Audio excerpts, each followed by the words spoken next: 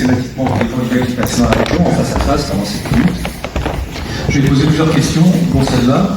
Il me semble pas normal qu'à un moment, le peuple soit, les citoyens, soient interrogés par référendum sur l'avenir énergétique de la France et sur le nucléaire, notamment.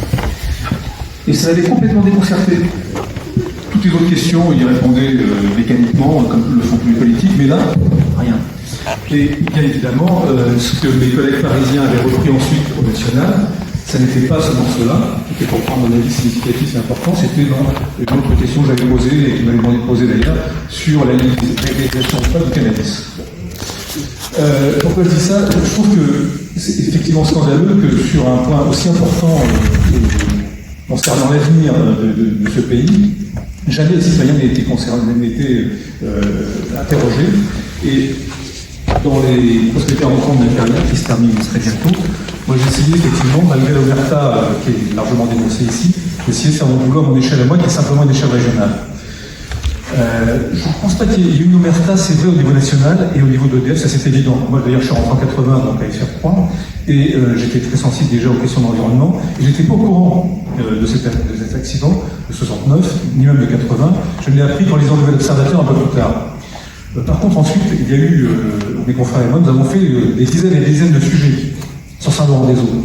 Je précisais d'ailleurs qu'à propos de la présence de plutonium dans la Loire, moi j'en avais été averti, parce que ce sont nos sources toujours évidemment, par une association antinucléaire orléanaise à l'époque, qui m'avait signalé qu'effectivement le professeur Martin, qui est un géobiologiste de l'École normale supérieure, avait fait des études sur les sédiments de la Loire à partir de l'estuaire, et il avait trouvé très bizarrement du plutonium.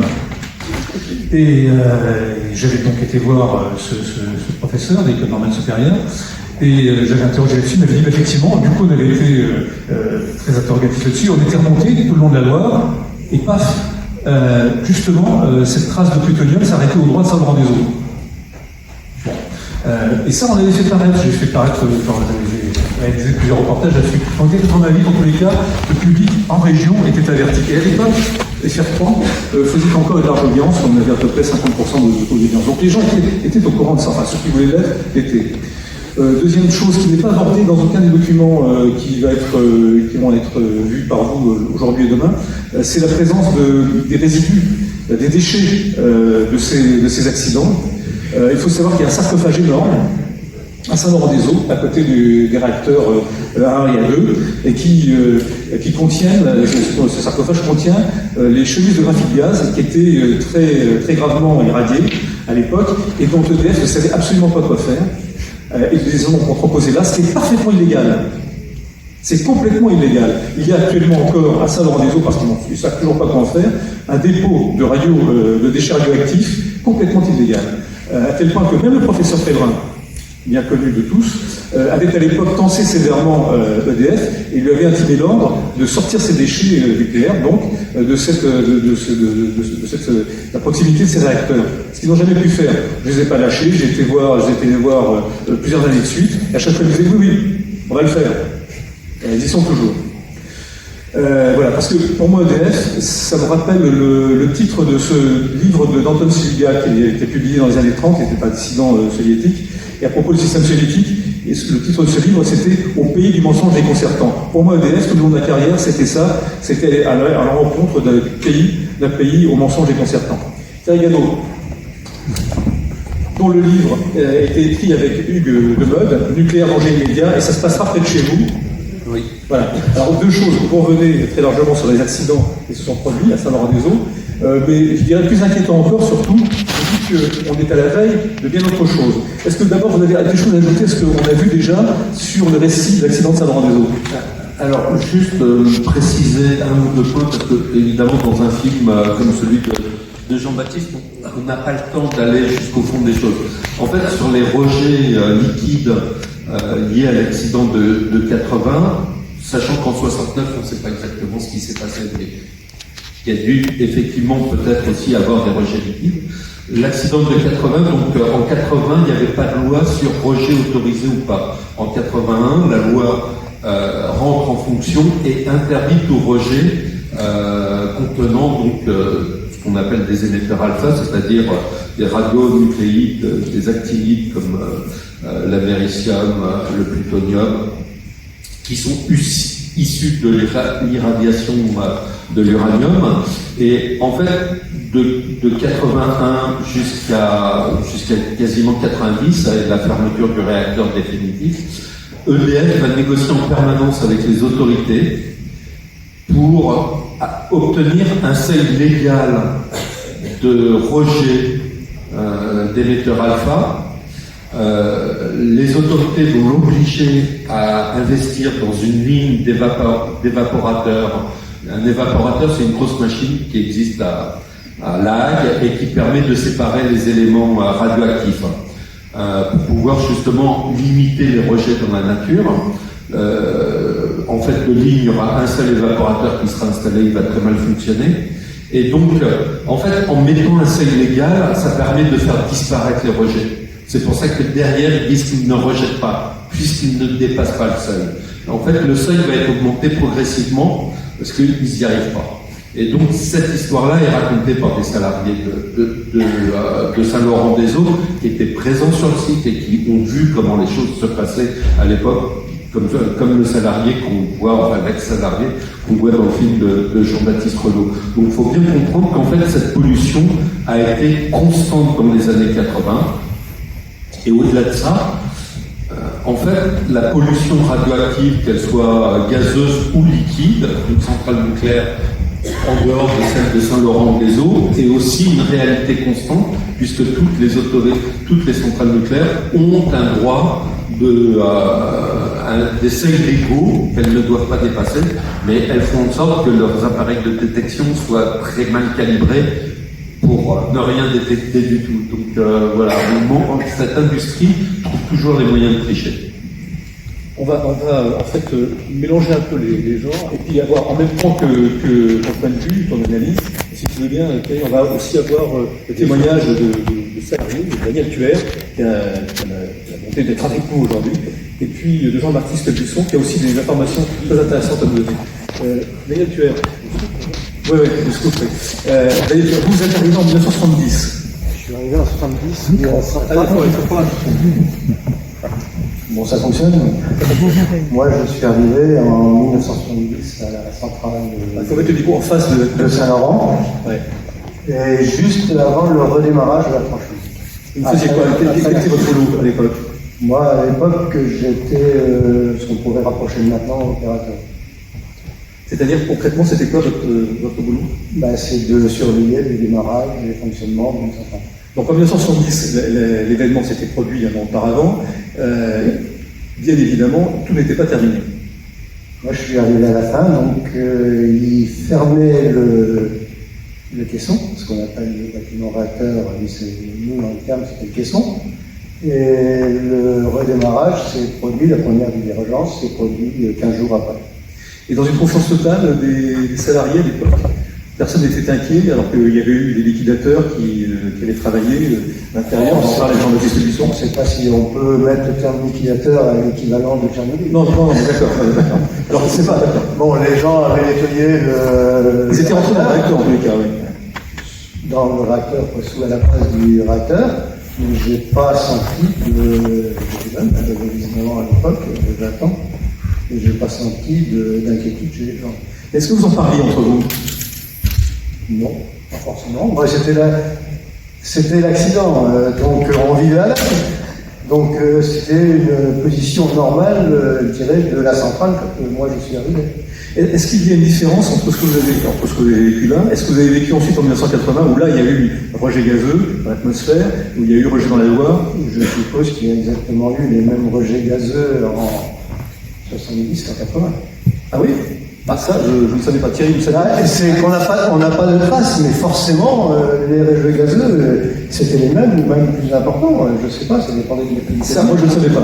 Thierry, Pour pouvoir rentrer dans le caisson, donc dans le réacteur, puisque contrairement au réacteur actuel, à l'époque, on pouvait rentrer dans le réacteur graphite-gaz. faut purger le gaz carbonique. Il faut vider la charge de gaz carbonique, 180 tonnes de CO2. La seule différence, c'est que comme le réacteur avait très peu fonctionné, les gaz étaient forcément moins radioactifs que ce qui existait en 1980. Oui, mais comme le combustible ayant brûlé, on a forcément des alphas, on a forcément tout le système. Alors ça, je souligne que c'est une information que moi je n'avais pas en tout cas. J'ai servi à quelque chose là. Ah oui, non, mais ça depuis le début. Donc il y aurait eu effectivement des rejets de rayonnement alpha dès 1969. Ben oui, forcément. Ah, d'accord, bon. C'est la problématique donc. Il y a le moment où on a une rupture de gaine ou si on a combustion combustible, il y a forcément des alphas. Bien. Jean-Baptiste Aubusson, Je vous rassure, hein, les rejets alpha, ça continue avec la génération actuelle de réacteurs nucléaires. Hein. Dès le moment où il y a des fuites, il y a des ruptures de gaine, après c'est peut-être des niveaux très très faibles. C'est ce que vous avez expliqué par rapport au seuil de détection. Oui. Mais s'il y a rupture de gaine, il y a forcément alpha. Jean-Baptiste Aubusson, pardon, Jean-Yves Busson, à propos de ces, alors je l'appelle les liquidateurs improprement, c'est vrai qu'effectivement on ne va pas les confondre avec ceux de Tchernobyl, mais vous avez une information importante, intéressante, bon, qui certes n'est pas directe, vous avez eu cette information obtenue par quelqu'un qui lui est fiable. Vous me racontez? Oui, donc je suis un peu ici une voix citoyenne quelque part, hein. Je n'ai pas d'expertise particulière, je suis militant dans des groupes antinucléaires quand même depuis quelques années. En Maine-et-Loire, oui, la sortie du nucléaire Maine-et-Loire. Et j'ai participé depuis le début à cette belle expérience collective qui réunit des militants de l'ensemble du bassin de la Loire au travers du collectif Loire-et-Vienne, en fait, qui se rencontrent et essaient d'agir, d'œuvrer à peu près tous les 3 mois. Donc, oui, j'ai été amené d'ailleurs à évoquer un fait lors de la première rencontre de ce collectif Loire-et-Vienne en juin 2016, un peu plus de 3 ans. J'avais été en contact avec un ami que j'ai revu il y a quelques jours pour reparler avec lui de ça, repréciser les faits. Cet ami m'avait dit un jour, suite d'ailleurs à la diffusion du reportage, et au fait que ça avait réémergé avec le plutonium, notamment les études qui avaient été faites chez nous en Anjou. Cet ami me dit, mais tu sais, moi j'ai travaillé dans le début des années 80 comme vulgarisateur en pisciculture d'étang. Donc je travaillais essentiellement en Brenne et en Sologne, mais comme la profession n'était pas très structurée à l'époque, j'étais hébergé dans le service de la DRAC, de la Direction régionale de l'agriculture et de la forêt, de la région Centre, et plus particulièrement dans le service de qualité des eaux qui était dirigé par Jean-François Martin, donc un hydrobiologiste, je pense, hein, c'était sa fonction. Il y avait dans cette équipe d'ailleurs pas mal d'ingénieurs chargés de mission qui travaillaient essentiellement avec l'agence de l'eau, hein, en partenariat avec l'agence de l'eau, mais aussi sur des contrats EDF, avec des prélèvements de sédiments végétaux, des pêches électriques en aval des centrales. Et donc ce directeur de service, auquel on était régulièrement amené à côtoyer, puisqu'il faisait un peu partie de l'équipe, même s'il n'était pas salarié de la DRAC, ce chef de service, Jean-François Martin, était aussi enseignant à l'IUT de Tours, dans le même domaine d'hydrobiologie.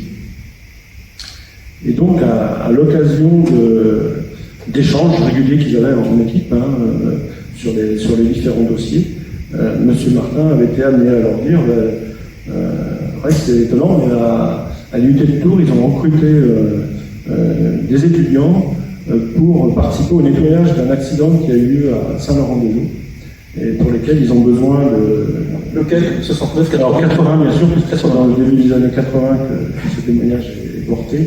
Donc c'est bien le deuxième accident en 80. Et voilà, ils ont besoin de beaucoup d'intervenants parce que les doses sont fortes et qu'il faut rester peu de temps. Et donc, il y a eu recrutement apparemment d'étudiants à cette époque-là.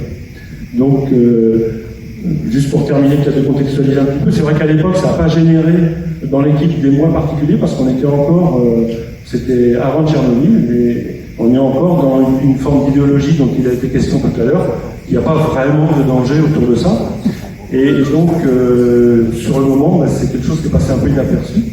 Alors, nous, en groupe, depuis... Alors moi, j'ai dit ça lors de cette première réunion, personne ne savait, ça m'a beaucoup surpris. Et depuis, on n'a pas vraiment... Et c'est là qu'on voit aussi la difficulté qu'il y a à lever les tabous et à parler. On n'a pas tout à fait utilisé, comme je l'espérais, moi, cette information pour, par exemple, lancer des appels à témoignages dans la presse, puisque des gens qui ont 24 ans, 80, sont encore bien capables de nous répondre, alors que, par exemple, M. Martin, dont on aurait souhaité recueillir le témoignage, est décédé il y a quelque temps. Il habite à la Chapelle-Saint-Mémin, d'ailleurs, il était conseiller municipal, et on n'a pas pu recueillir son témoignage. Donc voilà, ça montre un petit peu la fragilité à la fois de cette mémoire, le fait que ça ressurgit quand même, et le fait d'être organisé entre citoyens à travers ces groupes-là, et de se rencontrer régulièrement, c'est aussi une manière de revivifier cette mémoire. Alors elle est fragile, moi je ne sais pas quelle est la véracité de ça, on n'a pas pu confirmer ça, mais c'est quand même quelque chose, la personnalité même de ce directeur de service rend quelque part fiable ce témoignage. Alors Daniel, vous étiez toujours à Saint-Laurent-des-Eaux en 1980, vous étiez justement sur A2. Est-ce que vous avez côtoyé ces intérimaires, ces étudiants?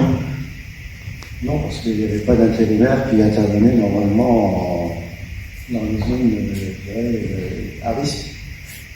Les seuls gens qui intervenaient, c'est les gens d'entreprise. Après, est-ce que les entreprises ont recruté comme personnel? Là, on ne sait pas. Les sous-traitants? C'est les sous-traitants. Donc c'est une grosse différence quand même. Ce qui a été mis en évidence dans le film, la grosse différence qu'il y a entre Saint-Laurent 1 et Saint-Laurent 2, côté intervention, c'est que pratiquement sur Saint-Laurent 1, c'est que des agents EDF qui sont intervenus, parce que EDF assurait sa maintenance à l'époque et tout ça, qu'en 81, quand ils sont intervenus, EDF n'assurait pratiquement plus la maintenance de ses centrales, c'est des entreprises extérieures, pratiquement plus. Il y a eu quelques personnels EDF, mais ce n'était pas la grande majorité. Et ça, c'est une différence fondamentale. Pour le coup, moi j'ai les listes des salariés. Alors, effectivement, moi j'ai aucune information, que ce soit en interne ou en externe, sur l'intervention d'étudiants qui auraient été récupérés pour venir nettoyer le réacteur, mais sur les listes de salariés d'EDF, donc en gros c'est moitié-moitié, y compris en 80, où la plupart des intervenants externes sont les intervenants d'entreprises qui ont participé à la construction du réacteur. De la même façon qu'en 69, c'est aussi les salariés qui ont participé, notamment du CEA, qui interviennent pour aider au nettoyage du réacteur. Donc, et à l'époque, EDF, si je me souviens bien, avant 1990, la sous-traitance ne représente que 20% du travail effectif de maintenance chez EDF. Et après 90, et notamment les incidents de maintenance à Gravelines, qu'EDF prendra la décision de sous-traiter en massivement, et jusqu'à plus de 80%, l'ensemble de ces opérations de maintenance. Dans le 81, c'est encore des salariés, les salariés sous-traitants qui interviennent, c'est vraiment des salariés qui ont participé à la construction, qui connaissent le réacteur. Oui, mais qui ne sont pas EDF. Oui, donc ça veut dire qu'effectivement le témoignage que vous avez, Jean-Yves, il n'est pas corroboré en tout cas. Oui, alors c'est vrai que c'est possible. La source est crédible. On n'a rien pour le confirmer. Bon, je ne sais pas, Thierry, vous êtes arrivé ce soir en journal d'intérêt. Bah ouais, je pour lancer un appel à témoigner éventuellement. Exactement. D'accord. Daniel, vous habitez toujours le Loir-et-Cher?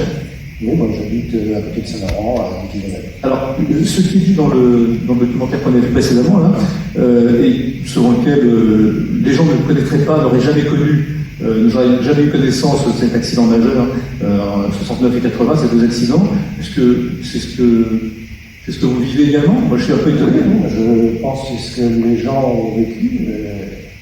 Et je pense que le nucléaire est tellement accepté dans cette région-là que pour eux, il n'y a pas de problème. Ils font confiance.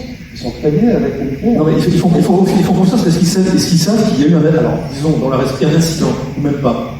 Je ne sais pas. Personne n'en parle. Je ne sais pas vous répondre. Oui. Non, je ne sais pas, honnêtement. C'est vrai que nous, quand on va en reportage, notamment à Saint-Laurent, ça semble aberrant. on a beaucoup de mal à faire répondre les gens. Et pourquoi? Parce qu'effectivement, d'abord, il y a beaucoup de gens qui en vivent. principalement l'activité économique, c'était la centrale. Voilà. Il n'y avait rien d'autre. Les retombées assez grasses, financières assez grasses pour la commune. À l'époque, sortir du nucléaire ne devait pas exister, on doit être à ses débuts. Les seuls lieux où vraiment il y avait une contestation nucléaire, c'était Fessenheim et puis Fessenheim. Un peu à Golfech. Mais je dirais que la région centre a été toujours une région prenante. C'est vrai, je me souviens d'une manifestation très maigre à Chinon une fois, et puis c'est tout à peu près. Il y a toujours heureusement des groupes, des associations qui, elles, sont encore sur le pied de guerre, voilà. On les voit là-bas, notamment Sortir du Nucléaire dans le Berry, qui est une source très importante d'informations pour l'ensemble des journalistes de la région qui veulent bien se m'emparer. Thierry Gadot, justement, alors sur cette omerta, c'est quoi du silence? Alors, il faut comprendre, en fait, comme le dit Jean-Baptiste d'ailleurs dans le film, hein, je partage sa réflexion, c'est beaucoup plus complexe. C'est-à-dire que l'information n'est pas nécessairement cachée, mais la façon dont elle est livrée fait que de toute façon, elle est extrêmement minorée. D'ailleurs, c'est le vocabulaire courant du nucléaire, de parler d'anomalies, de parler d'écarts, de parler d'incidents comme... Donc, de laisser supposer dans l'imaginaire collectif que ce n'est pas grave. Ça, c'est le message principal du nucléaire. C'est pas forcément de mentir complètement, mais c'est de surtout bien montrer que rien n'est grave. Dormez, bonnes gens, il n'y a pas de risque, tout va bien se passer. Donc, et c'est ça, quand on se replonge dans les archives, on peut voir apparaître, moi par exemple, l'accident de 69, je le connaissais, parce que dans l'industrie nucléaire, il marque une date extrêmement importante. Et donc, en fait, quand on discutait avec des dirigeants, ils ne cachaient pas l'accident de 69. Ils ne donnaient pas, évidemment, toute sa signification accidentelle, mais ils ne le cachaient pas. Celui de 80, par contre, moi, je l'ai découvert avant la diffusion du film, quand j'ai commencé ma première enquête en 2010-2011 sur Areva. Et donc, par exemple, j'en ai parlé à Corinne Lepage. Corinne Lepage n'était pas au courant. Il y a pourtant une dirigeante qui a été ministre de l'Environnement, qui est une avocate spécialisée dans l'environnement depuis les années 70, donc c'était quand même extrêmement surprenant de voir qu'elle ne connaissait pas cet accident. Après, quand on se replonge, par exemple, sur l'accident de 80, donc à l'époque, il y a très peu de choses qui ont été publiées, évidemment, les rejets n'ont pas été connus, et quand le professeur Martin sort son étude, donc c'est 88, 87, 88, si je me souviens bien. La réaction du directeur de Saint-Laurent-des-Eaux, qui est pointé du doigt, et qui était déjà là en 80, c'est de dire dans la République du Centre, moi j'ai retrouvé son interview, s'il y a une pollution au plutonium de la Loire, on me le prouve. Alors que l'étude vient d'être publiée. Donc c'est vraiment lui ment. Alors, d'autant plus que moi j'ai interviewé effectivement à l'époque, et il m'a dit qu'il n'avait pas eu connaissance de ces rejets. Il ne dit même pas que ces rejets étaient bénis. Il dit non, je vais chercher, je ne suis pas au courant, je vais chercher, je ne sais pas. Voilà. Et donc quand le film, et quand le film de Jean-Baptiste est diffusé par Canal, la République du Centre retrouve le directeur de Saint-Laurent, lui repose la question en disant mais je comprends pas pourquoi c'est effervescent, rien n'a été caché, on a tout. Voilà, ça c'est le principe de fonctionnement du nucléaire en permanence, et donc il y a cette omerta, et aujourd'hui c'est encore plus sioux parce que notamment sur les réseaux sociaux, il y a un grand troll pro-nucléaire qui a l'œuvre extrêmement de façon extrêmement puissante. On a parlé récemment le compte qui s'est lissé dans la presse.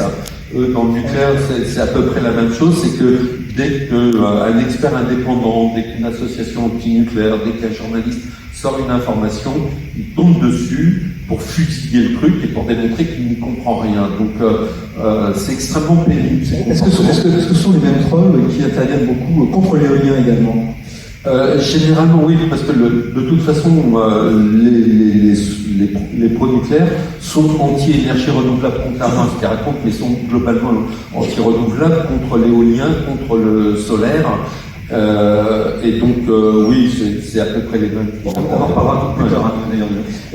Juste Daniel, on a parlé de tous ceux qui sont intervenus alors. d'EDF ou d'entreprises sous-traitantes qui sont intervenus notamment dans le cœur du réacteur et qui n'auraient pas été suivis les années suivantes du point de vue de leur santé. Est-ce que vous avez des informations là-dessus? Vous pouvez préciser votre question par Oui, rapport à un suivi sur la santé? Est-ce qu'il y a un suivi sur, effectivement, sur la santé de ces travailleurs qui ont pu intervenir en milieu extrêmement contaminé ou pas? Normalement, il y a un suivi qui est fait normalement parce que les gens sont directement affectés aux travaux sous rayonnement, donc ils ont une habilitation, ils ont un suivi médical spécifique pour ça. Donc si les gens restent dans le domaine nucléaire, il y a toujours ce suivi médical, mais je dirais qu'il n'est pas forcément là pour attester, voir s'il y a un problème qui va être généré par leur intervention, c'est plutôt pour voir s'il n'y a pas d'incompatibilité pour être affecté au sous-rayonnement. Donc c'est l'inverse. Mais dès qu'ils sortent de l'industrie, ils sont plus suivis. Et dès le moment où ils sortent de l'industrie nucléaire, moi je suis à la retraite, je suis plus suivi. Vous avez un ressenti, enfin bon. J'ai l'impression, mais je ne sais pas si c'est vrai. Et par contre, les intérimaires, des entreprises sous-traitantes notamment, on ne sait pas. Dans toutes les entreprises sous-traitantes. Les nomades du nucléaire, qui viennent bosser un millier. Dès le moment où on change le système, c'est un peu la problématique que l'on a. On a toujours eu les doutes par rapport aux effets des faibles doses sur les individus. Dès le moment où vous êtes dans le nucléaire, vous avez un peu de suivi. Il n'y a plus de doute. Non, mais dès le moment où vous êtes dans le nucléaire, vous êtes suivi, et dès le moment où vous n'êtes plus dans le nucléaire, vous n'êtes plus suivi. Est-ce qu'on suit les gens, il y avait des possibilités de faire des études, voir s'il y a une augmentation de cancer et tout ça, par rapport aux gens qui ont été affectés? On en parlera tout à l'heure avec cet après-midi avec le docteur Béard, qui va spécialiser la question. Mais bon, je vais vous poser une question un peu délicate, même indélicate. Dans vos connaissances, au moins, les anciens salariés, vos anciens compagnons de travail, est-ce que vous avez connaissance de problèmes de santé, voire même... Oui, je dirais comme tout le monde. Oui, mais... On a une population qui vit. Oui, bien sûr. Comment faire la différence entre ce qui est anormal et ce qui est normal? Alors, dans les documents que j'ai obtenus en interne chez EDF, grâce à un salarié qui avait accès au rapport interne, j'ai 2 fiches de reconnaissance de maladie professionnelle pour 2 salariés qui sont intervenus en 1980 dans le caisson et qui sont morts de cancer. Je ne suis pas au courant. C'est leur méthode nucléaire. Non, je ne suis pas au courant. Et pour Parce préciser... que le problème aussi pour une maladie professionnelle, il suffit avoir travaillé dans le nucléaire, avoir l'habilitation pour travailler dans le nucléaire, et puis avoir la maladie qui correspond à ce qui a été défini. Ça veut dire, si vous avez un cancer des poumons, vous êtes, et que vous travaillez dans le nucléaire, vous pouvez être en maladie professionnelle. Sans faire forcément une corrélation entre l'exposition. Ça, c'est une des problématiques. Mais ça ne veut pas dire que j'élimine le fait que la personne n'ait pas contacté ça dû au rayonnement.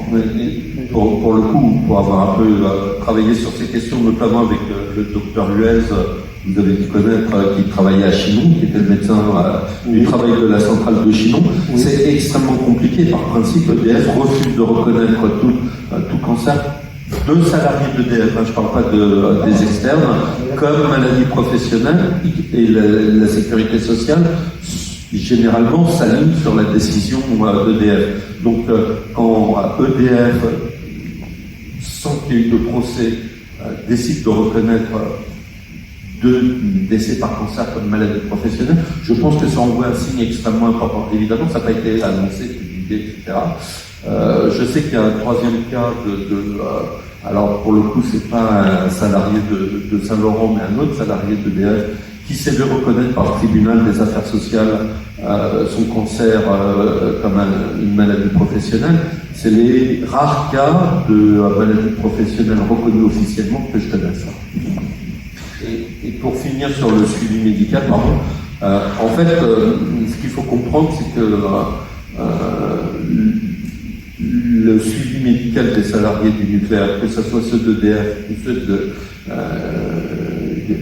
des entreprises externes, est très mal organisé. On se contente d'examens superficiels. Il n'y a pas d'examen approfondi, notamment pour vérifier qu'il n'y a pas d'ingestion de particules radioactives. qui peuvent se faire sur des prélèvements, urine, matière fécale. Le laboratoire d'analyse médicale qui est interne à l'EDF et qui doit mesurer l'exposition des salariés et des handicapés et il n'a jamais eu les moyens de véritablement fonctionner, sauf durant une courte période. Et aujourd'hui, donc en fait, il y a même des doutes sur la façon dont le calcul de dose est fait par ce laboratoire d'analyse médicale. Certains documents peuvent montrer que ce calcul de dose est systématiquement minoré. Vous avez évoqué le cas du médecin de la centrale de Chinon. Il a eu des très gros problèmes, lui. Oui, que l'ordre des médecins, etc. Enfin, on l'a pas vraiment aidé à faire son boulot. Non, c'est arrivé en fin de carrière. Aujourd'hui, le docteur Huez est retraité. Mais ce qui lui est arrivé, c'est que donc il a pris en charge un salarié de la sous-traitance qui était en grande souffrance psychologique, a décidé de l'arrêter. Et l'entreprise a porté plainte devant le Conseil de l'ordre parce qu'il n'aurait pas dû, comme il n'était pas le médecin traitant, il n'aurait pas dû pouvoir intervenir. Pour dire un peu la complexité des situations chez EDF, que ce soit par rapport aux salariés ou par rapport aux sous-traitants. Et donc, effectivement, il a été condamné par le Conseil de l'ordre parce qu'il avait... C'était à Orléans. Tout à fait. Cette souffrance psychologique, bon, elle est apparue très clairement dans le cas de la centrale de Chinon. Il y a eu de nombreux rapports là-dessus, de nombreux reportages également.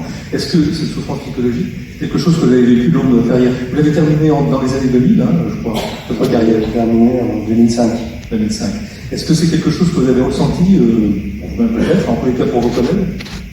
Oui, je pense qu'il y avait chez certaines personnes, surtout les gens, les intervenants extérieurs, je pense qu'ils avaient le problème militaire, plus le problème d'instabilité, de toujours être par mot et par mot, parce que c'est des gens qui sont appris toujours à se déplacer. Donc la vie de famille, les kilomètres pour rentrer le soir chez soi, parce qu'il y avait beaucoup qui travaillaient à Chinon et qui faisaient l'aller-retour tous les jours, Saint-Laurent-Chinon. Non, psychologiquement, les gens étaient fatigués, toujours le doute. Oui. Et puis, on va parler de cadence, tout ça. Oui, allez-y. Bon, il y a les cadences de travail aussi qui sont importantes. Et puis, pourtant, on pourrait penser que on est sur le rendement. Oui, on pourrait penser que le nucléaire, au contraire, toutes les précautions sont prises, que les gens sont déstressés au maximum, etc. Pas du tout.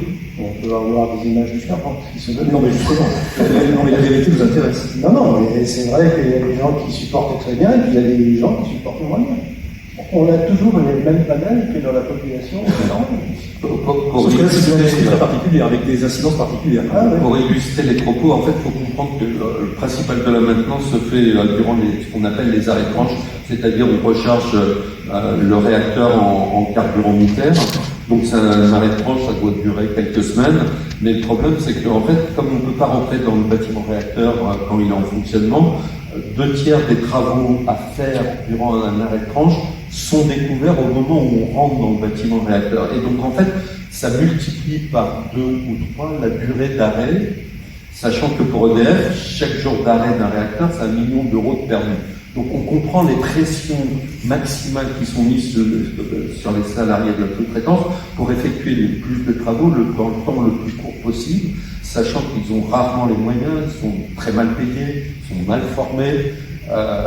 Il y a aussi un contrôle, une surveillance des salariés d'EDF qui est extrêmement nocive. Et donc tout ça... Il ne parle pas toujours français d'ailleurs, ce qui pose un problème éventuellement pour la compréhension du travail à faire, non? Il y a effectivement, moi je l'ai vu notamment au Blayais, alors je ne sais pas si c'est le cas dans toutes les centrales de France, mais en tout cas j'en ai eu la confirmation au Blayais. Il y a des salariés détachés qui viennent notamment de Pologne et qui ne parlent pas français. Ça pose un souci. Vous avez croisé ce type de problème? Non, je n'ai pas croisé personnellement, mais je sais que ça existe. C'est vrai que c'est difficile après de la communication et puis je dirais, le suivi des travaux. Parce que si on ne parle pas la langue, c'est quand même un problème. Et le suivi de ces travailleurs intérimaires qui partent parfois dans leur pays, et là on peut penser qu'ils sont pas vraiment médical, on peut se poser des questions. On sent bien que vous avez une certaine par rapport en revenant à l'accident on va parler accident, mais pas l'accident de Saint-Laurent. Il faut savoir que les conditions de travail des gens qui rentraient direct dans les caissons réacteurs, c'était ce qui a été montré dans le film, les gens en masque, température élevée, difficile de se mouvoir à l'intérieur du système, une vacation de 2 heures, 2 vacations de 2 heures par jour. Donc avec beaucoup de monde, déjà il faut passer presque une demi-heure pour s'habiller, un quart d'heure pour se déshabiller, pour se contrôler. Il y a beaucoup de temps qui est imparti pour ça. Les conditions de travail sont très difficiles. Un détail qui est important, j'ai lu, je crois que c'est dans votre livre, les gens avaient tellement chaud que leurs bottes étaient remplies de leur C'est dans le documentaire. C'est ce qui a été dit. D'accord. Okay. Et on sent que vous avez, justement, pour plaisir, une certaine distance par rapport à l'industrie dans laquelle vous avez travaillé votre carrière.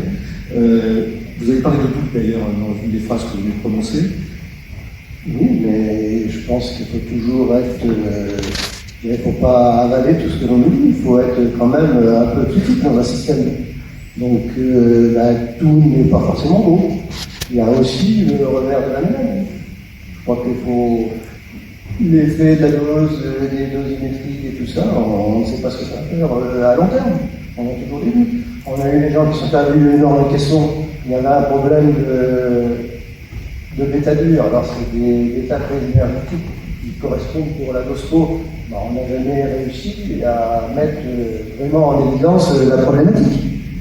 Il reste des doutes. Les gens, ce qu'on a parlé de contamination, on a sur Saint-Laurent, on a fait des prélèvements de sel et tout ça, les gens étaient suivis côté contamination interne, on a retrouvé des alphas dans les sels, mais les dosimétries faites par EDF étaient toujours inférieures au sel.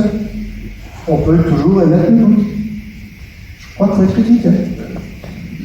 La seule période où le laboratoire d'analyse médicale a été vraiment au point sur les calculs de doses et les détections de radionucléides par ingestion, c'est une période au début des années 2010 avec un ancien pharmacien militaire qui a dirigé le laboratoire, qui a fait 2 burn-out, tellement il avait de pression. Et le laboratoire a été ensuite, tous les salariés qui ont travaillé à cette époque-là ont été d'une façon ou d'une autre chassés du laboratoire parce que, en fait, quand on prend les rapports de radioprotection de l'IRSN et de l'ASN, donc les autorités de tutelle, on voit sur les années 2011, 2012, 2013 une explosion du nombre de contaminations internes. Et évidemment, pour EDF, c'est insupportable. Donc, pour casser le thermomètre, ils ont cassé l'équipe. Il y a des questions qui tuent. Est-ce que ce doute vous entraîne à remettre en cause le nucléaire plus généralement, ou est-ce que vous pensez que finalement il pourrait y avoir un bon nucléaire modéré?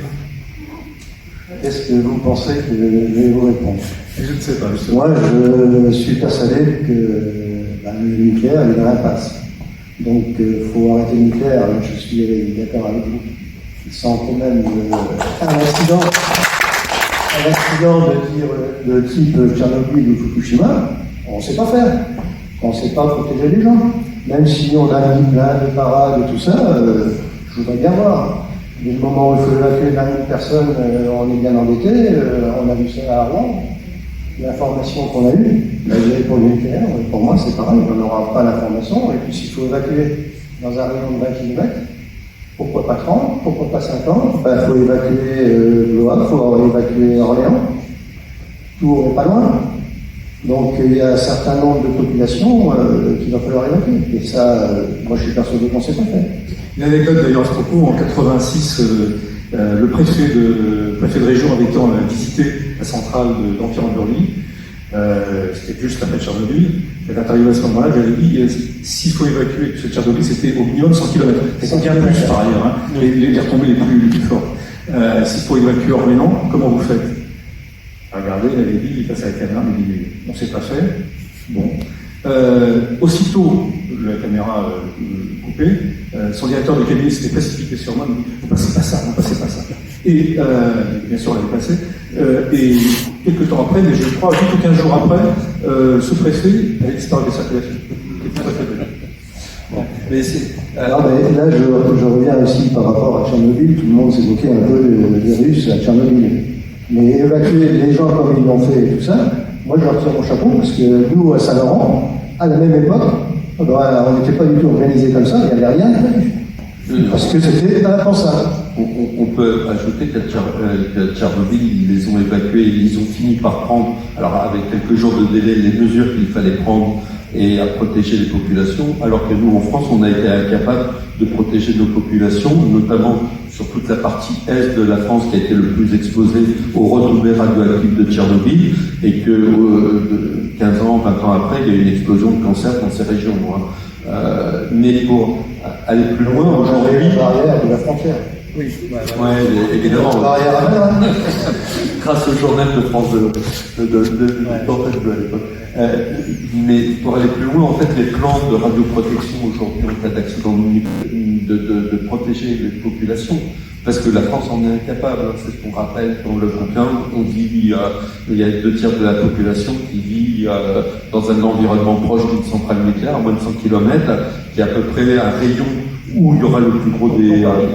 oui, donc Paris, bien sûr.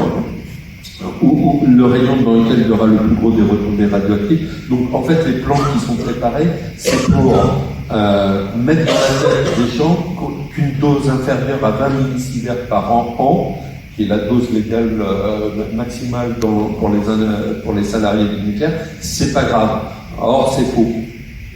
Toute dose, aussi minime soit-elle, a un effet sur l'ADN et donc peut générer un cancer.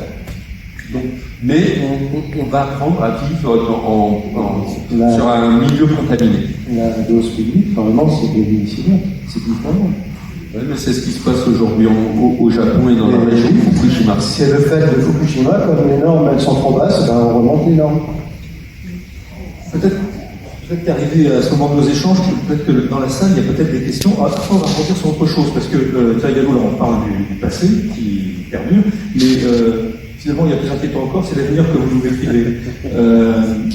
Mais avant peut-être de donc, cette césure, est-ce qu'il y a des questions dans la salle? À ce moment-là, peut-être on pourrait faire circuler un micro, si toutefois des masses lèvent. Sans ça, on va continuer à faire nos échanges ici.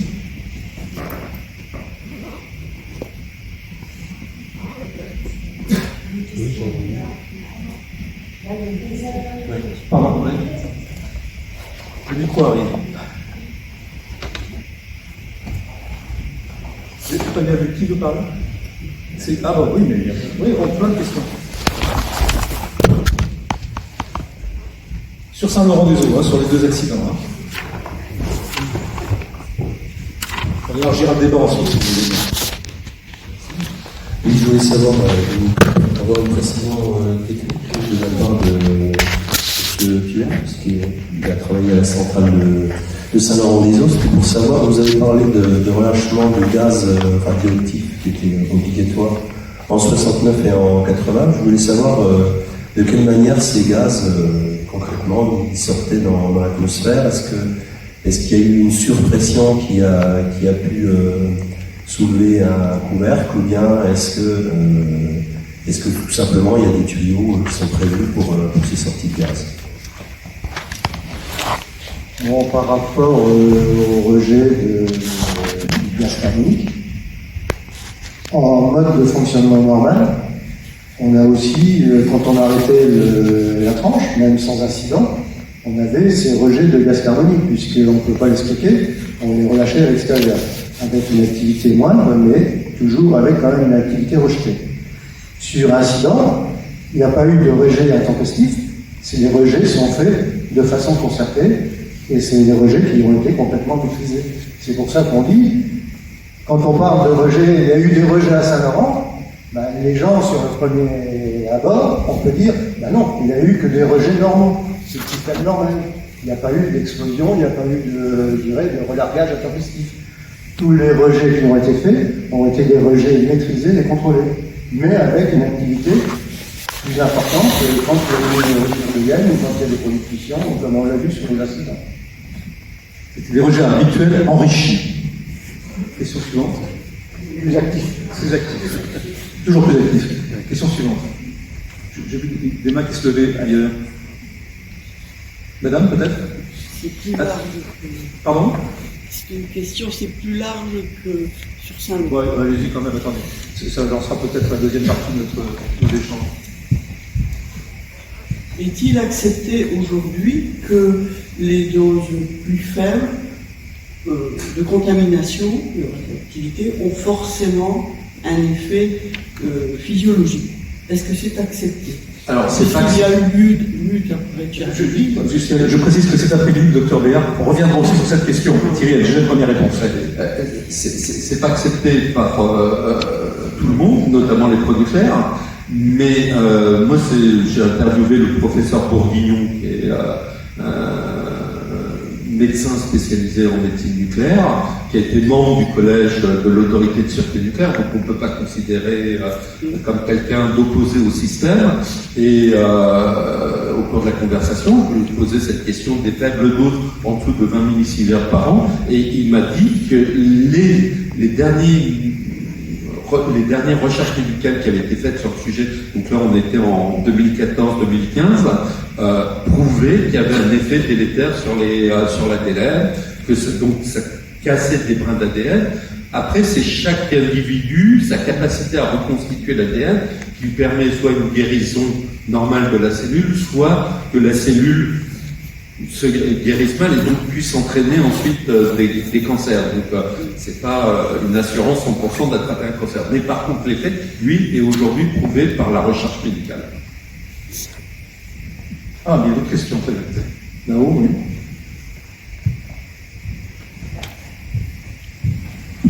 Oui, bonjour. Il y a juste un point de détail qui est relié au film. À un moment donné, dans le film, il est mention du rapport. C'est dans la scène de l'entretien du journaliste avec le directeur, l'ancien directeur de... Voilà. Il pointe qu'il y a dégagement de plutonium, qu'il y a eu diffusion de plutonium. Or, dans le rapport d'incident de l'autorité de régulation, il y a marqué incident, et l'incident est totalement minimisé dans le verbatim du rapport. Non, je crois que c'est 69 puis 80 qui l'évoque. Enfin, ce qui m'étonne, si vous voulez, c'est que je voudrais juste, si on peut éclaircir le fait, puisque l'incident est minimisé dans le verbatim du rapport, par rapport à l'incident, sur les lieux, que ce soit 69 ou 80, enfin la situation est quasiment la même.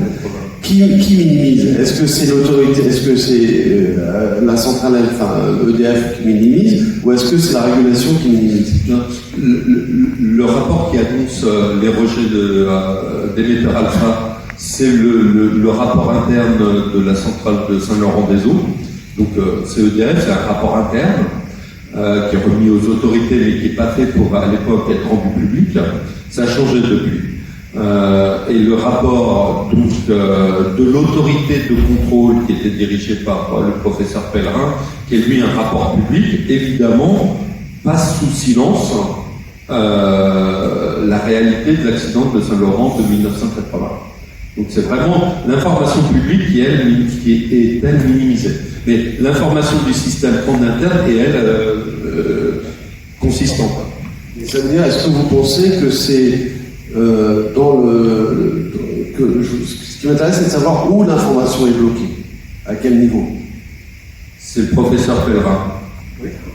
Voilà. Mais c'est de la même façon que le professeur Pellerin a eu des actions extrêmement courageuses parfois. Par exemple, c'est lui qui impose la fermeture de Brénilis, parce que là aussi, il y a des rejets incontrôlés d'émetteurs alpha, donc de plutonium, dans les cours d'eau par EDF, et en 86, il démontre au pouvoir public que cette petite centrale nucléaire bretonne est vraiment dangereuse et qu'il faut l'arrêter, que EDF ne maîtrise pas la technologie, ne maîtrise pas les fuites, et qu'il faut arrêter. Mais rien ne sera porté à la connaissance du public. Et donc en 80, effectivement EDF, et au moment de la construction du grand parc nucléaire qui est aujourd'hui toujours en exploitation, et donc pour des raisons d'affichage, ne peut pas démontrer qu'il y a des rejets de plutonium dans la Loire et d'autres saloperies très radioactives. Et donc le gouvernement, enfin le professeur Pellerin et ses services prennent la décision de cacher cette information. Parce qu'il ne faut pas la rendre publique. Ça fait pas bien à cette époque-là, il y a encore une contestation antinucléaire un peu vive. Et il faut quand même bien comprendre que c'est un monde clos, le monde des ingénieurs qui ont décidé de la bombe atomique, puis de la nucléaire civile. Et c'est un monde clos qui fonctionne de manière quasi religieuse. avec des éléments de langage qui sont constants. Enfin, moi, chaque fois que j'y étais confronté, c'était ça. Quoi. Moi, je voulais juste rajouter une petite précision par rapport au plutonium, parce que j'ai l'impression que vous faites une fixation sur le plutonium. Mais il n'y a pas que le plutonium en rayonnement alpha. Vous avez les transuraniens, on a l'uranium, on a tout cela. Et le problème d'un alpha du plutonium ou un alpha de l'uranium, c'est les mêmes problématiques. En 69, il n'y avait pratiquement pas de plutonium dans Saint-Laurent 1 parce que le combustible était faiblement irradié. Donc on n'a presque pas de plutonium, mais on a quand même les rayonnements alpha. Sur Saint-Laurent 2, on a du plutonium parce que le temps d'irradiation du combustible est beaucoup plus long, et aussi on a des alphas, les transuraniens et tout ça. Donc c'est une globalité de pouvoir en rayonnement alpha.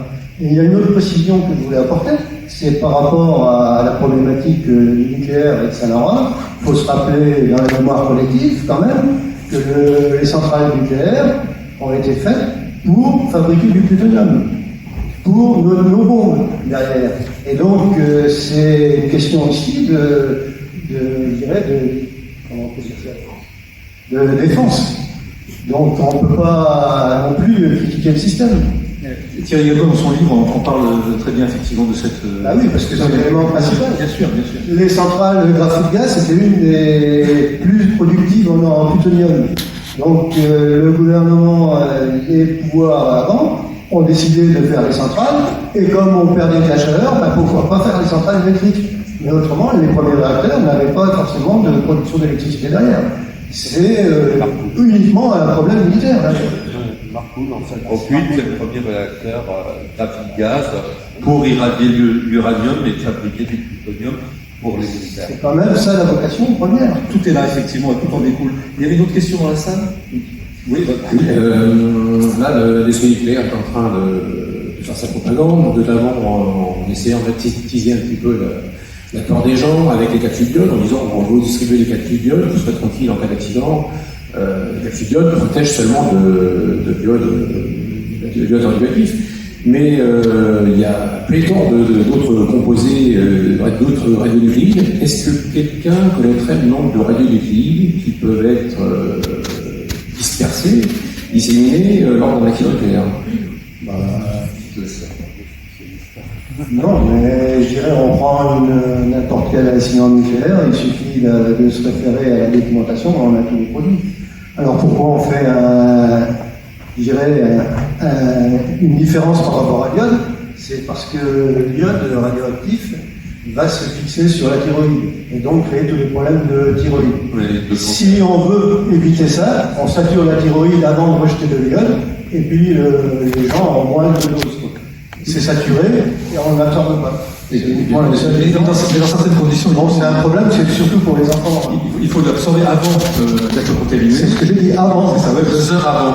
2 heures avant. Et donc, comme l'information de l'accident sera après l'accident, ça laisse le temps. Je vais vous faire une confession, je ne suis jamais allé chercher mes pastilles avec.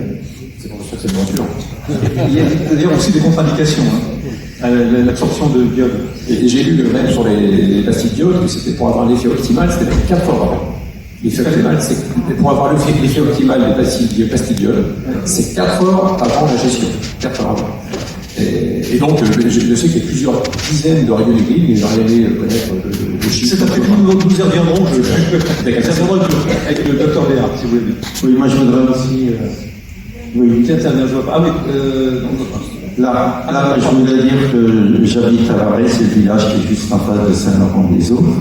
C'est notre résidence secondaire depuis 40 ans, alors, mais les accidents de 69 et de 80, on n'en a jamais entendu parler. C'est la première fois que je suis au courant de ça.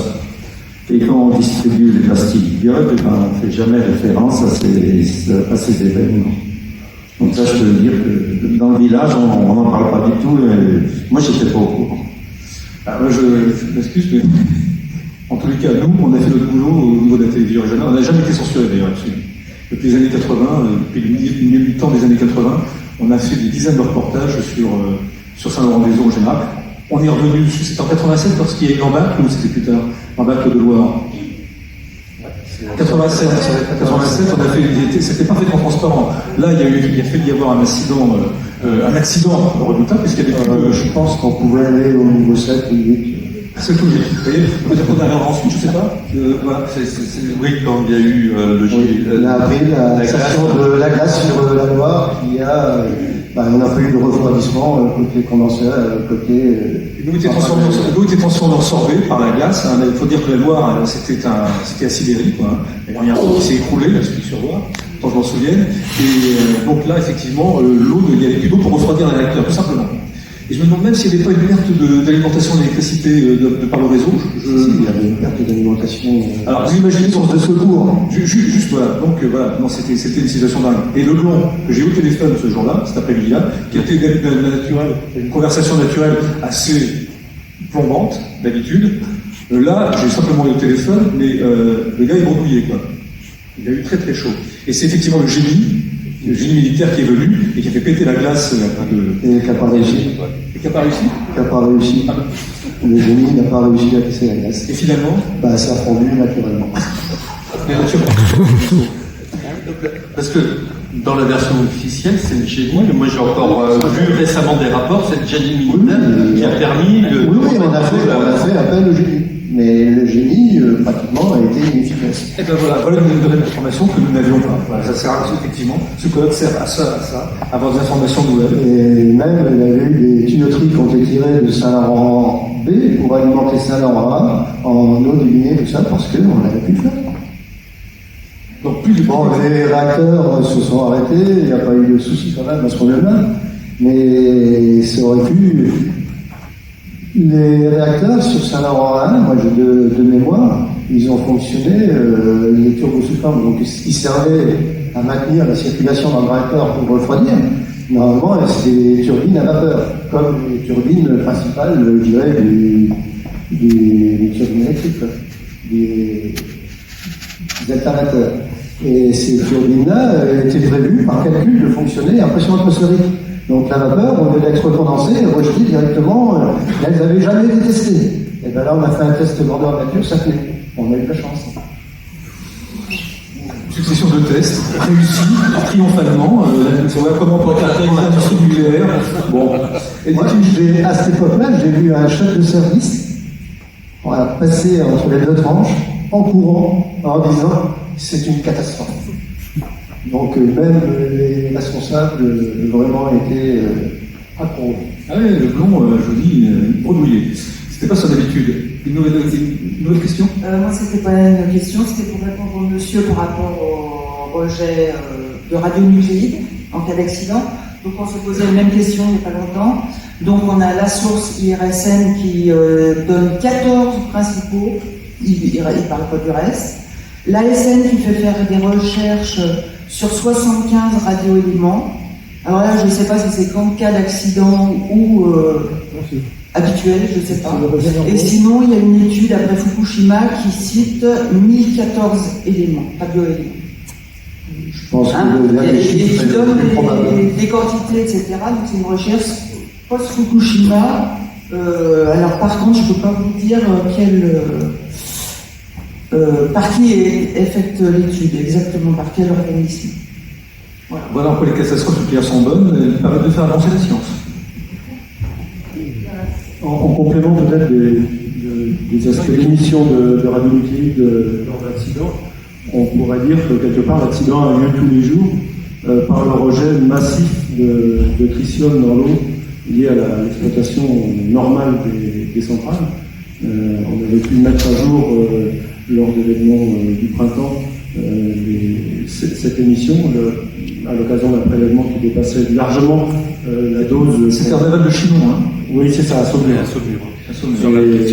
Et donc là, on est en contact de radionucléides qui ont une action sur le matériel génétique, même si on nous affirme que le tritium n'est pas dangereux. Cette imprégnation à longueur d'année, à longueur de vie, à travers l'eau qu'on boit tous les jours, nous, habitants nigériens, c'est gravissime, mais je trouve qu'on a parfois tendance à sous-estimer ces effets faibles doses, notamment pour des femmes enceintes, pour des jeunes enfants, des personnes âgées.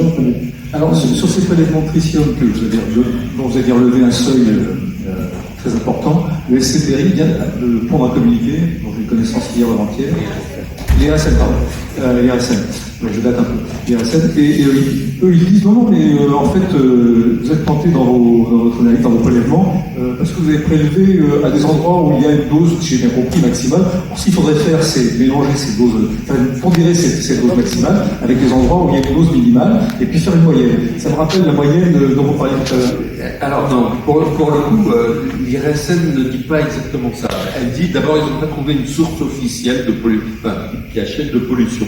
La deuxième chose, ils disent peut-être que ce captage ponctuel a été fait parce que les conditions de la loi n'ont pas permis une dilution naturelle d'un relâchement d'un rejet d'une centrale nucléaire et qu'il y a eu une veine plus radioactive que d'autres.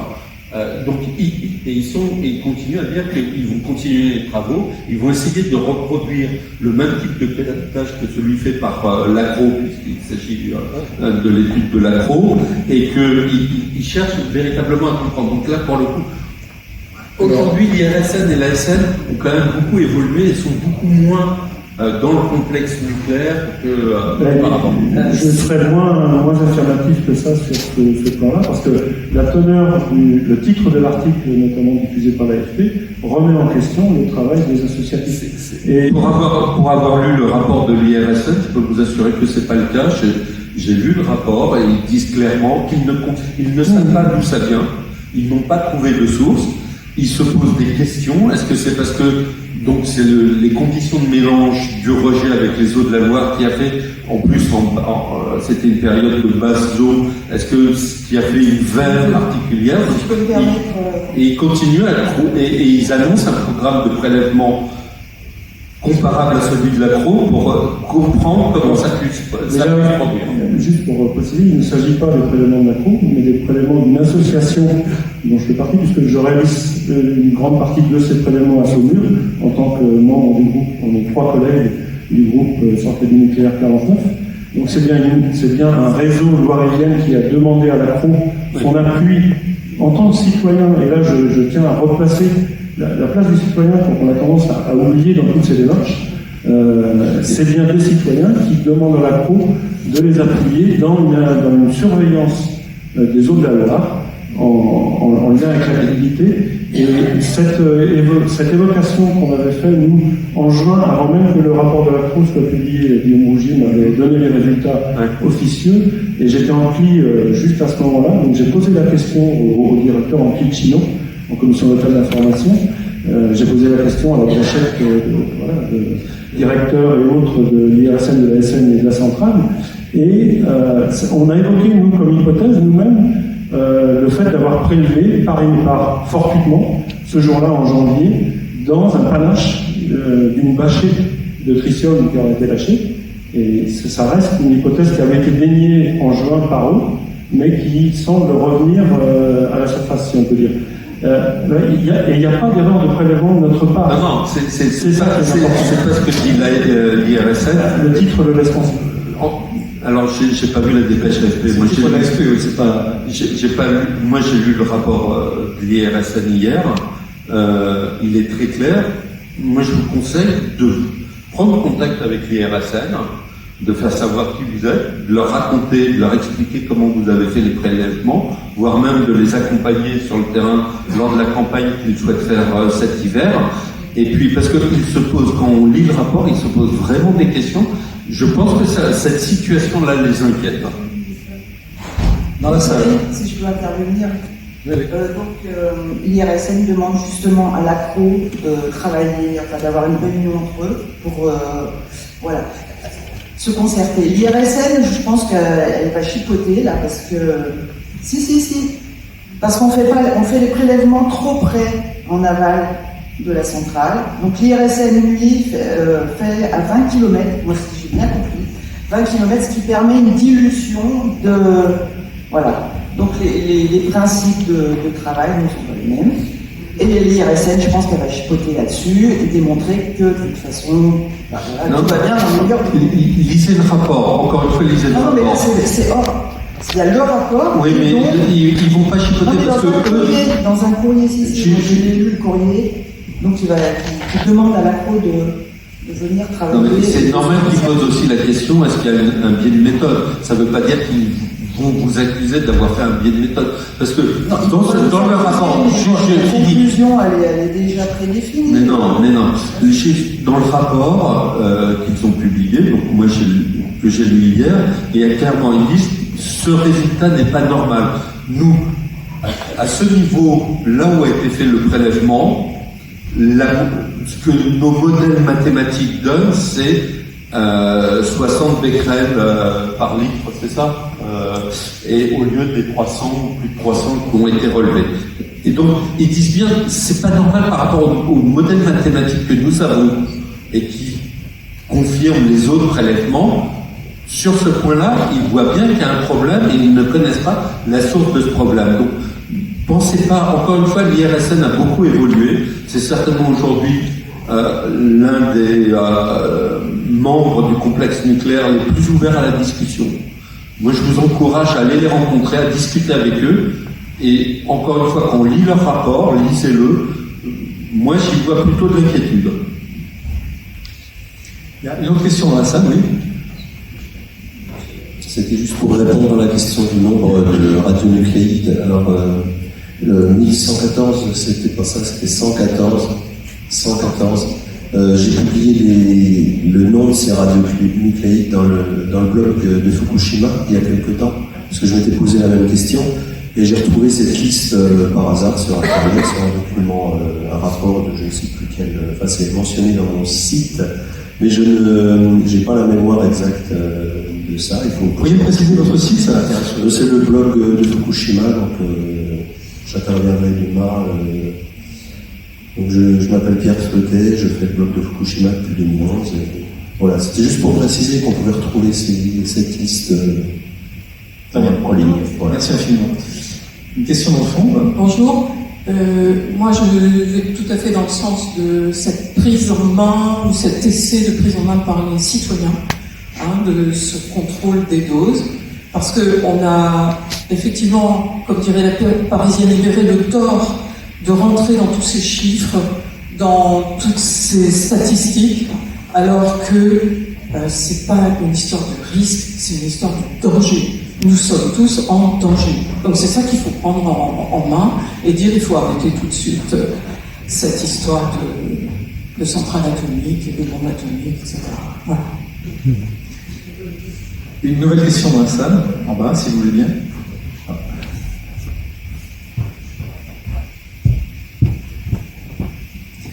Bonjour, je m'appelle Jacques Théraché, je précise parce que je vais vous parler au nom de l'IRSN dans quelques instants. Je voudrais faire remarquer que depuis le début de cette séance, on a beaucoup parlé des défauts de communication au moment des accidents. Dans le film, on a beaucoup insisté. Et à la tribune aussi, on parle beaucoup, comme si maintenant ça allait mieux. Alors ça va effectivement peut-être un petit peu mieux au niveau des rejets, par exemple, il y a les arbres, les TARP et tout ça, qui organisent un peu les rejets des centrales et qui interdisent maintenant, évidemment, le plutonium, ce qui n'était pas le cas, paraît-il, à l'époque, d'accord.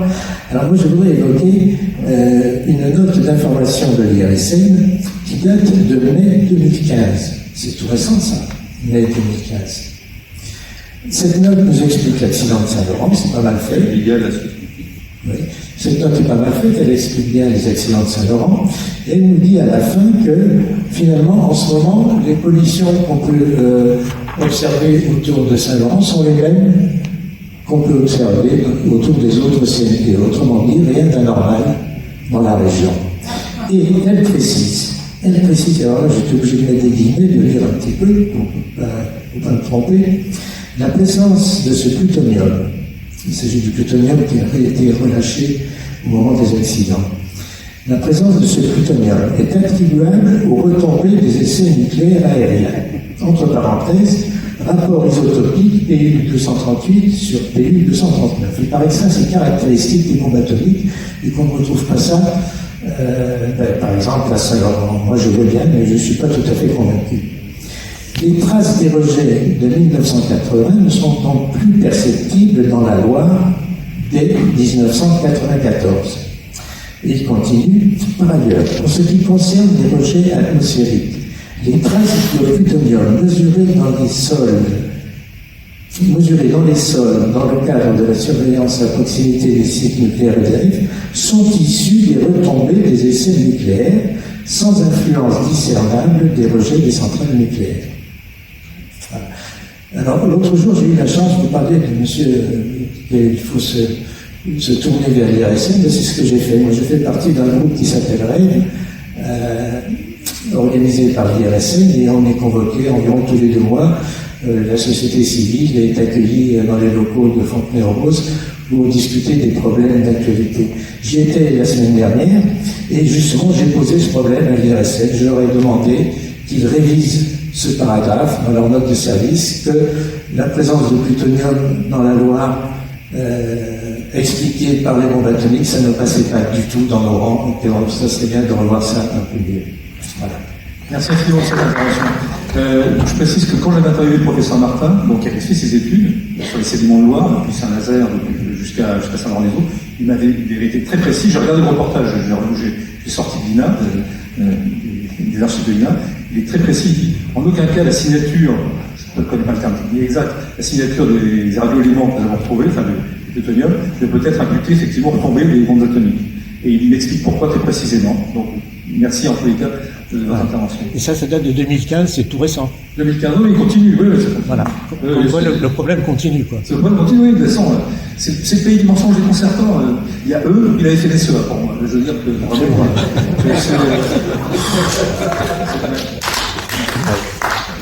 Donc, l'industrie chimique aussi. Oui, mais j'étais moins confronté parce que simplement dans la région, si, on a eu quand même un petit incident chimique. Je ne sais pas quelle année, avec l'usine de produits chimiques qui est en amont de Tours et qui a quand même légèrement explosé à tel point que pendant 7 jours, toute l'agglomération tourangelle a été privée d'eau potable et d'eau courante tout simplement, la toilette, etc. Pas d'eau potable. Donc oui, mais c'est le seul. L'industrie chimique n'est pas très présente dans la région. Par contre, oui, l'industrie nucléaire, là. 4 centrales, 12 réacteurs, on a ce qu'il faut. D'autres questions dans la salle ou on passe à la conclusion pour cette matinée? Oui? Le blog. Bon, j'avais aussi, par rapport à l'IRSN, je n'avais pas d'a priori en 2011 quand j'ai commencé à étudier Fukushima, j'avais pas d'a priori sur l'IRSN, l'ASN, etc. J'étais anti-nucléaire, mais bon, je me disais, c'est des institutions, elles travaillent normalement. Elles font leur boulot. Et petit à petit, en observant et en lisant ce qu'ils publiaient, particulièrement l'IRSN, je me suis rendu compte que l'IRSN était quand même un spécialiste du mensonge. Franchement, je les ai pris à défaut plusieurs fois, j'ai dénoncé sur mon blog. Thierry Charles, par exemple, qui est un grand communicant de l'IRSN, a affirmé en 2011 que les habitants de Fukushima pourraient revenir d'ici 3 mois, en 2011. Donc, alors qu'ils savaient très bien qu'il y avait eu la fusion des réacteurs au moment-là et que les habitants ne pourraient pas revenir aussitôt et peut-être jamais pour certains. Je suis d'accord, il y a un entre-deux en permanence au sein des instances de régulation ou de contrôle, que ce soit l'autorité de sûreté nucléaire ou l'IRSN, qui est donc le bras technique de l'ASN. Maintenant, alors c'est vrai que par rapport aux accidents, ils ont toujours participé à cette omerta du système français et mondial, puisqu'on voit bien que l'omerta continue par rapport à Tchernobyl et Fukushima, et que Fukushima, l'information sur Fukushima, les conséquences de Fukushima, on voit bien qu'il y a les mêmes processus de désinformation qui sont à l'œuvre que ceux qu'on a connus et qu'on continue de connaître sur Tchernobyl. Mais maintenant, c'est une institution aussi qui s'ouvre, qui évolue. Moi, je le vois, je ne suis pas le seul journaliste, il y aurait d'autres journalistes qui travaillent sur la question énergétique. On a souvent en sous-main un aide précieux de l'IRSN. C'est pour ça que je vous dis de ne pas les traiter forcément comme ennemis, mais plutôt aller au contact. Après vous verrez. Mais C'est pour ça, parce que moi, en tant que journaliste, je sais, j'ai eu des discussions avec Thierry Charles, qu'on lui apporte des rapports secrets d'EDF. Généralement, un, ça lui fait pas plaisir, et deux, il confirme la lecture qu'on peut en avoir des contenus, et il ne cherche pas à minorer les faits. Je reprends le micro. Je suis pas d'accord du tout. L'IRSN, lui, va certainement se proposer en aide, mais leur aide, ça sera toujours une aide à la minimisation, et ça sera jamais une aide à une information totale. Et puis pour revenir sur le plutonium, par exemple, pour le Japon, ils ont écrit dans une revue qu'ils éditent qu'il n'y avait pas eu de retombée de plutonium suite à Fukushima. Ils ont osé écrire ça. Ouais. Mais après, c'est le travail aussi des journalistes de savoir prendre de la distance par rapport à ces sources. Donc, mais encore une fois, moi, sur des dossiers très précis, très techniques, franchement, ils ont joué, ils ont été clean, ils m'ont apporté une information. Alors, après, on peut juger l'information orientée ou l'aide intéressée, mais en me laissant tout à fait libre ensuite de travailler comme je le souhaitais, etc. Donc, c'est pour ça, moi, je vous parle de mon expérience avec eux, et par rapport à d'autres, par rapport à l'ASN, par rapport au gouvernement et au ministère, moi, je les trouve les plus ouverts aujourd'hui. Une dernière question dans la salle? Oui.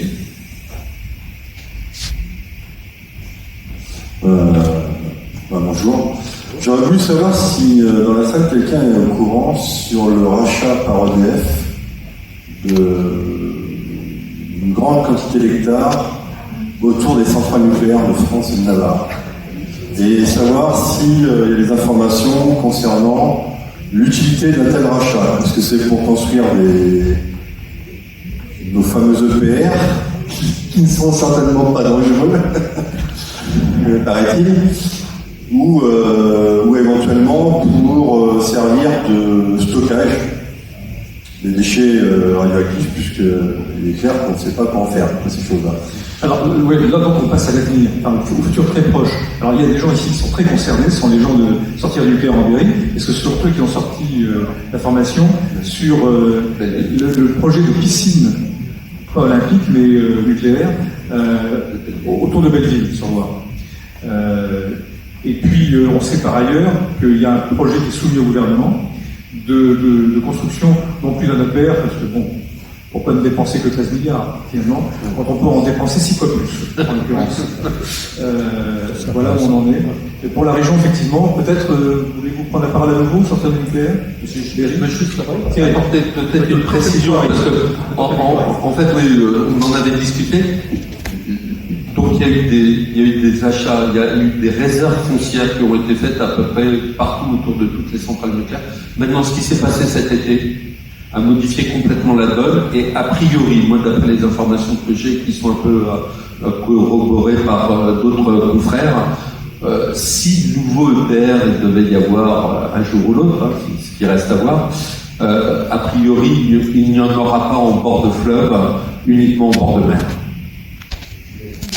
Bien, ça peut presque nous rassurer. Alors, moi, je peux témoigner, parce que nous, en fait, on est situé sous les panaches de Belleville et aussi de Dampierre en Normandie. Et en fait, en effet, EDF est en train de comment dire, essayer de racheter pas mal de terrain autour de Belleville et de Dampierre.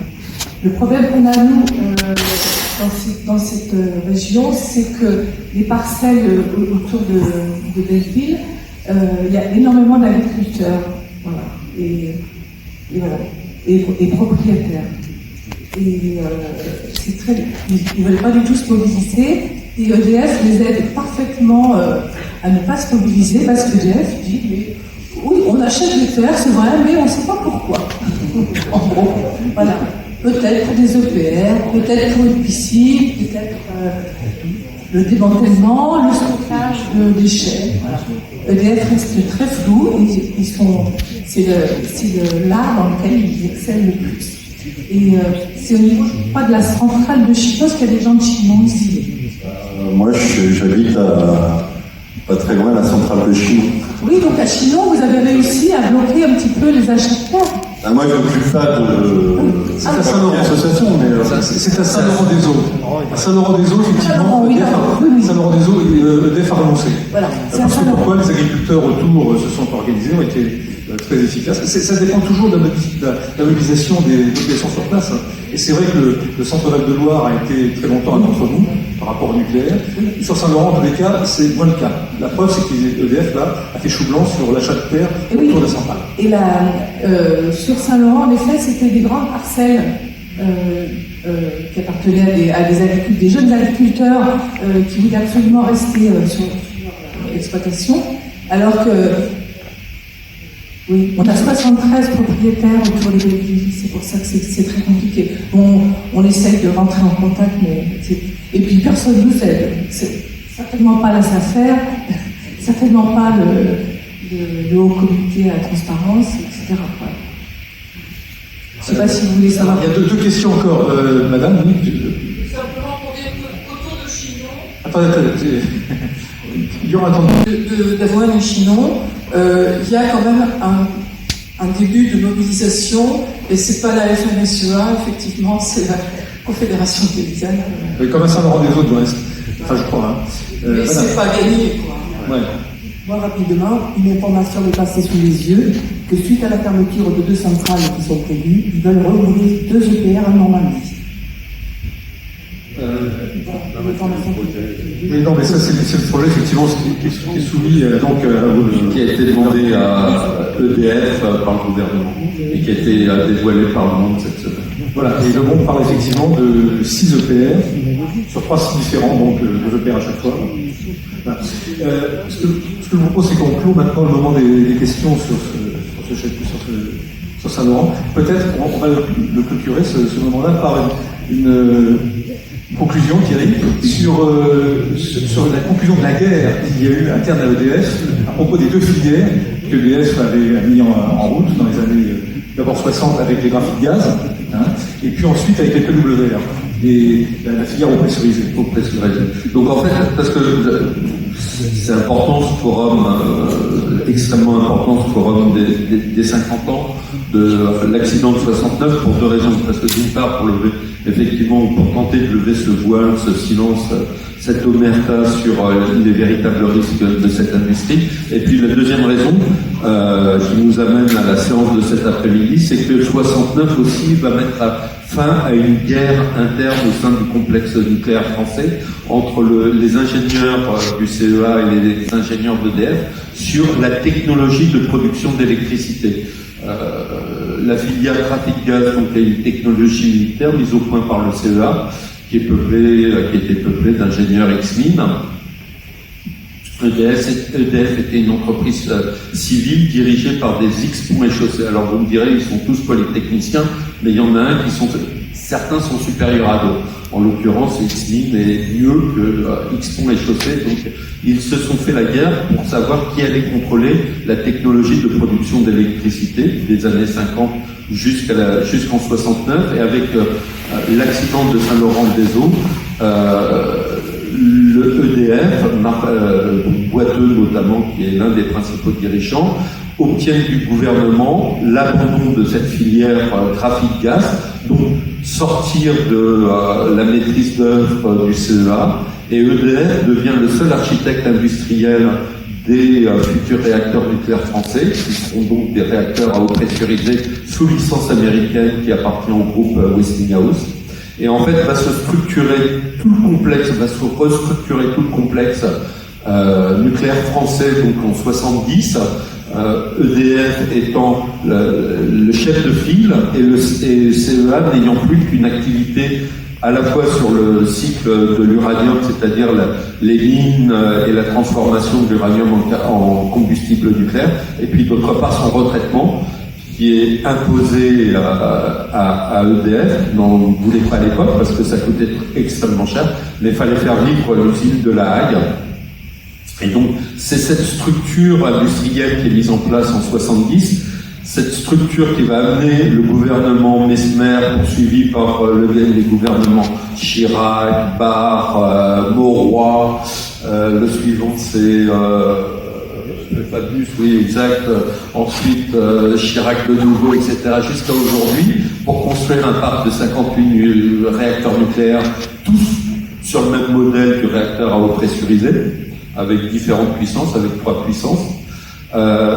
C'est cet accident de 69 qui va décider que Framatome doit rester une entreprise indépendante. Et là, malheureusement, ça prendra fin en 2001 avec la fusion de Framatome avec Progema. Donc Framatome, c'est le constructeur du bâtiment nucléaire, du bâtiment réacteur. C'est lui qui conçoit la cuve et les équipements du circuit primaire. Et donc ça va être la création d'Areva, qui va amener cette entreprise à faire faillite dans des conditions absolument monstrueuses et dans un scandale financier qui malheureusement ne sera certainement jamais jugé en justice. Donc on sait qu'il y a eu plusieurs milliards de détournements d'argent dans cette entreprise. C'est aussi cette structure qui amène aujourd'hui EDF à être en faillite. Tout ça à cause de cet accident de 69. Donc, fêter son cinquantenaire, c'est aussi raconter toute cette histoire, et je pense que les séances de cet après-midi, de demain, permettront de rentrer dans le détail. Juste un dernier détail, la ressemblance quand même entre Saint-Laurent 1 et 2 et Tchernobyl, c'est que dans les deux cas, il n'y avait pas de structure de confinement. Sauf qu'on peut se demander si finalement, s'il y avait une structure de confinement, en 80 en tout cas, l'accident du coup n'aurait pas été plus grave. Je n'ai pas la réponse scientifique technique sur le fait qu'effectivement ça aurait pu être plus grave avec un confinement paradoxalement. Vous avez une idée là-dessus? Non, j'ai pas d'idée. Bon, très bien. Non, d'accord. D'accord, très bien. Thierry? Je pense pas que l'accident de 69 comme de 80, c'est une fusion partielle qu'on peut relativement vite contrôler dans le cadre de réacteurs graphiques gaz, et qu'après c'est surtout la pollution générée qui est problématique. Écoutez, je vous propose d'aller déjeuner, et puis bio bien sûr, et de nous retrouver plus nombreux encore, si vous le voyez bien à 14h30, une petite séance de cinéma.